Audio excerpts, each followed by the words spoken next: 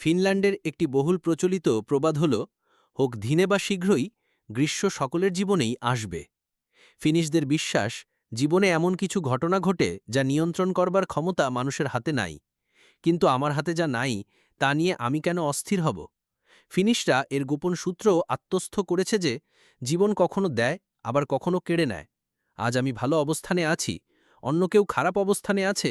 কাল হয়তো আমি খারাপ থাকব, অন্য কেউ ভালো থাকবে। ফিনিশদের কি মানসিকতার কারণে ফিনল্যান্ড আজ সেরা সুখী দেশের নাম। টানা অষ্টমবারের মতো ১ নম্বরের সুখী দেশ ফিনল্যান্ড। সুখী দেশের মানুষ যেখানে মনে করেন রাত আর দিন জীবনেরই অংশ, চলার পথে ব্যর্থতা হতাশা আসবেই, এবং তা সামলাবার জন্য মনকে প্রস্তুত রাখতে পারলে সুখের দেখা মিলবে, সেইখানে অসুখী দেশের মানুষ সর্বক্ষণ দিনের আলোয় থাকতে চায়, অন্ধকার থেকে পালাতে চায়।